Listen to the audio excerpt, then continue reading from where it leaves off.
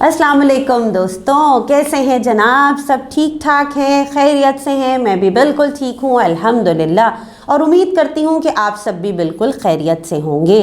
जी, हम मौजूद हैं उर्दू की क्लास में, और आजकल उर्दू की क्लास में हम ले रहे हैं रिवीजन क्लासेस। तो कैसी चल रही हैं रिवीजन क्लासेस? मज़े आ रहे हैं? काम नया कोई करना नहीं है और साथ साथ वक्त मिल रहा है इनकम्प्लीट वर्क को कंप्लीट करने का, और साथ साथ पुरानी बातें, पुराने असबाक, पुरानी यादें वापस ताज़ा हो रही हैं। ऐसा ही है। मुझे तो बहुत मज़ा आ रहा है। जब मैं इन असबाक को दोबारा पढ़ रही हूँ तो मुझे बहुत ज़्यादा इंटरेस्टिंग लग रहे हैं। जब पढ़ते हैं तब नए लगते हैं, है ना कमाल की बात। तो आज हम उर्दू की क्लास में क्या काम करेंगे? आज हम उर्दू की क्लास में रिवीजन करेंगे अपने एक और सबक का, जो हमने काफ़ी दिन पहले मुकम्मल कर लिया था। किस तरह होगा रिवीजन? सबसे अच्छा तरीका जो मुझे लगा कि भाई मैं क्यों ना आपको चैप्टर पढ़ के ही सुनाऊं।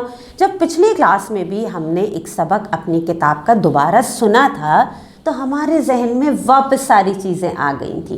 तो आज भी हम क्या करेंगे क्लास में, मैं आपको एक सबक दोबारा पढ़ के सुनाऊंगी और आप पूरी तवज्जो के साथ उसे सुनेंगे।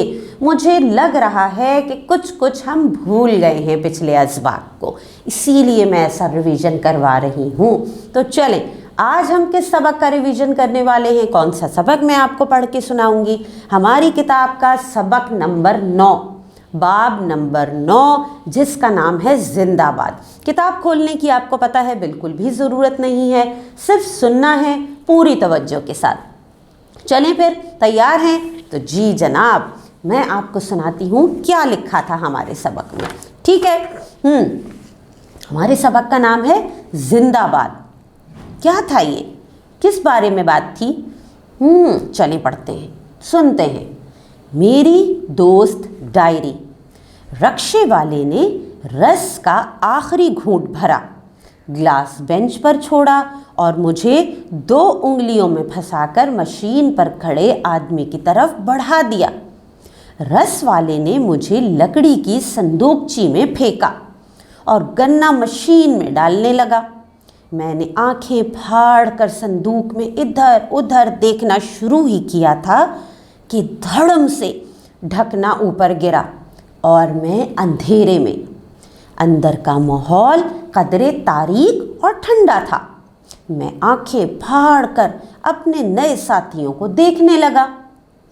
संदूकची में 5 के सिक्के और 10 के नोट बहुत थे। कुछ नोट 50 और 100 के भी नज़र आ रहे थे।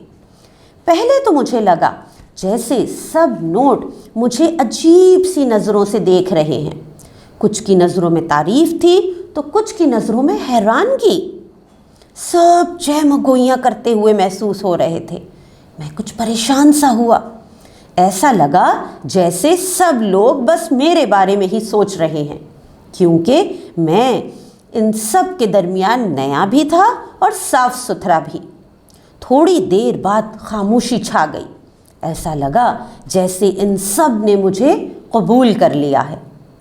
कुछ देर गुजरने के बाद मुझे भी ऐसा लगा कि पता नहीं कब से मैं इनके दरमियान मौजूद हूँ। अब तो मुझे भी अंधेरे में सुझाई देने लगा था। रात गए संदूकची में साथियों की आमदोरफ्त ज़ोर शोर से जारी थी। जब दुकान बंद हुई तो संदूकची ऊपर तक भर चुकी थी। मेरे साथ ही एक बूढ़ा और कमज़ोर सा 10 का नोट पड़ा था। उसके जिस्म पर जा बजा टेप और ज़ख्मों के निशान थे। मैंने अदब से सलाम किया तो उसने बड़ी कमज़ोर सी आवाज़ में जवाब दिया।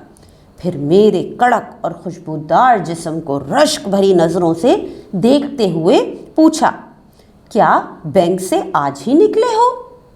मैंने शर्मा कर कहा, जी। वो फिर बोला, हम भी कभी तुम्हारी तरह जवान थे, अकड़ते फिरते थे, अब तो बस चल चलाओ का वक्त है। मैंने बूढ़े नोट से पूछा, चचा आपके ज़ख्म पर ये जिस्म पर ये ज़ख्मों के निशानात कैसे? ये सुनकर सब ज़ोर ज़ोर से हंसने लगे। मैं शर्मिंदा सा हो गया। बूढ़े नोट ने भी अपनी हंसी रोकते हुए कहा, अभी नया आया है, किसी पान वाले के हाथ लगा तो पता चल जाएगा। मेरी समझ में कुछ नहीं आया। میں نے ڈرتے ڈرتے پوچھا پان والے کی بات کیوں کی؟ وہ بیزار ہو کر بولے کیا دیکھ نہیں رہے میری حالت؟ مجھ پر جس طرح کے دھبے پڑے ہیں کچھ دن بعد تم بھی خود کو نہیں پہچان سکو گے۔ میں بھی کبھی تمہاری طرح چمکدار اور بہت اکڑ تھی مجھ میں۔ پھر بدقسمتی سے ایک پان والے کے ہتھے چڑھ گیا۔ شروع میں مجھے امید تھی کہ کوئی مجھے لے جائے گا، لیکن رفتہ رفتہ مجھ پر جا بجا پان کے دھبے پڑتے گئے، کیونکہ پان والا پان بناتا اور ہر تھوڑی دیر بعد صندوقچی کھول کر اس میں نوٹ ڈالتا۔ کبھی تو اس کے ہاتھ چونے اور کتھے میں اتنے ڈوبے ہوتے کہ ہمیں بھی رنگ دیتے۔ اس کی بات سن کر میں ڈر سا گیا اور جلدی سے اپنا منہ دوسری طرف پھیر لیا۔ مجھے اب صندوقچی میں 500 کا نوٹ بھی نظر آ ہی گیا، جو ایک کونے میں پڑا تھا، سب سے الگ اور بیزار نظر آ رہا تھا۔ میں نے ہمت کر کے اس کی طرف بڑھا اور پوچھا مجھے 5000 روپے کے نوٹ سے ملنے کا بہت شوق ہے، کیا آپ کی کبھی ان سے ملاقات ہوئی ہے؟ اس نے حیرانی سے دیکھا، پھر بڑے فخریہ انداز میں کہنے لگا میں تو رہا ہی ان کے درمیان ہوں۔ 1000 اور 5000 کو تو چھوڑو، میری دوستی تو امریکن ڈالر، برطانوی پاؤنڈ، کویتی دینار اور سعودی ریال وغیرہ کے ساتھ رہی ہے۔ یہ تو چند سالوں سے تم جیسے ٹکے ٹکے کے لوگوں کے ساتھ وقت گزارنا پڑ رہا ہے، ورنہ ہماری رہائش 5 اسٹار ہوٹلوں، غیر ملکی ریسٹورنٹس اور بڑے بڑے شاپنگ مالوں میں تھی۔ ہمارا واسطہ آوارہ قسم کے سکوں، 10، 20، 50 اور 100 والے نوٹوں کے ساتھ تو بالکل بھی نہیں ہے۔ مجھے اس کے فرعونی لہجے پر بڑا تاؤ آیا۔